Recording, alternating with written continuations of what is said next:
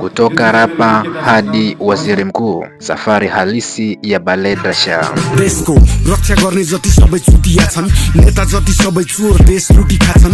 Hii ni hadithi ya kweli inayotikisa siasa za dunia. Mnamo tarehe 5 Machi 2026, uchaguzi mkuu wa Nepal ulifanyika. Na hapo ndipo historia mpya iliandikwa. Kijana wa miaka 35, Baled Shah, maarufu kama Balen, aliongoza chama chake kushinda kwa kishindo uchaguzi huo, akiwashinda vigogo waliokuwa wameitawala siasa kwa miaka mingi. Na kisha mnamo tarehe 27 Machi 2026, Baled Shah aliapishwa rasmi kuwa waziri mkuu wa Nepal, akiwa mmoja wa viongozi vijana zaidi kuwahi kushika wadhifa huo katika historia ya nchi hiyo. Kabla ya siasa, Baled Shah alikuwa msanii wa rap aliyepata umaarufu kwa nyimbo zake kali zilizogusa maisha halisi ya wananchi.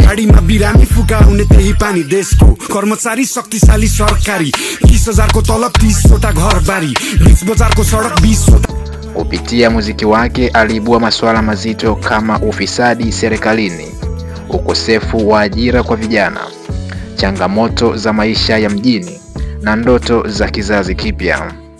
Hakuwa na unafiki kwenye mistari yake. Alizungumza ukweli na watu wakamsikiliza. Lakini hakukomea hapo. Safari yake ya kisiasa ilianza rasmi alipochaguliwa kuwa meya wa jiji la Kathmandu mnamo tarehe 26 Mei mwaka 2022 na kuapishwa tarehe 30 Mei mwaka 2022. Ushindi huu ulimfanya aonekane kama kiongozi wa watu wa kawaida, sauti ya vijana na ishara ya mabadiliko yanayowezekana. Na hapa ndipo safari yake ya kitaifa ilipoanza kuchukua sura mpya. Mnamo Januari 2026, alijiuzulu nafasi ya meya ili kushiriki uchaguzi mkuu wa taifa.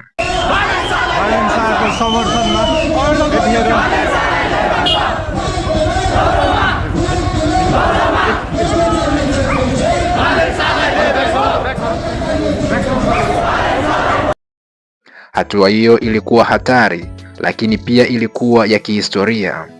Alisimama dhidi ya viongozi wakongwe na akashinda kwa kishindo, akipata kura nyingi zaidi kuwahi kushuhudiwa katika jimbo lake. Ushindi wa Baled Shah haukuwa wa mtu mmoja pekee.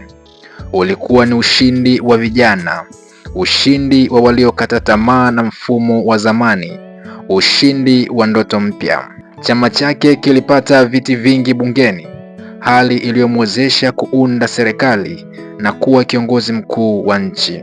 Katika tukio lililovutia dunia nzima, siku moja kabla ya kuapishwa kwake kuwa waziri mkuu, Baled Shah aliachia wimbo mpya wa rap.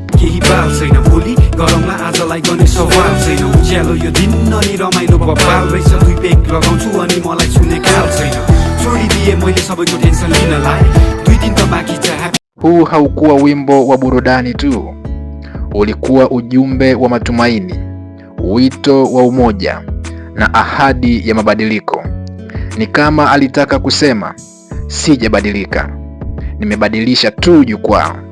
Sasa akiwa waziri mkuu wa Nepal, macho ya dunia yote yako kwake. Anakabiliwa na changamoto kubwa: uchumi dhaifu, mfumo wa kisiasa uliozoea migogoro, matarajio makubwa kutoka kwa wananchi. Lakini pia ana nguvu kubwa: uungwaji mkono wa vijana, uaminifu wa wananchi na uwezo wa kuwasiliana moja kwa moja na watu. Hadithi ya Baled Shah ina ujumbe mkubwa: kiongozi anaweza kutoka popote, hata kwenye jukwaa la muziki. Na zaidi ya yote, sauti ya vijana inaweza kubadilisha historia ya taifa. Kuanzia rapa wa mtaani hadi meya wa mji mkuu na sasa waziri mkuu wa taifa. Balendra Shah ameandika historia ambayo wengi hawakuiona ikija, lakini swali kubwa linaendelea kubaki. Je, ataweza kutimiza ahadi zake na kuleta mabadiliko ya kweli Nepal? Dunia inaangalia, na safari yake ndio kwanza inaanza.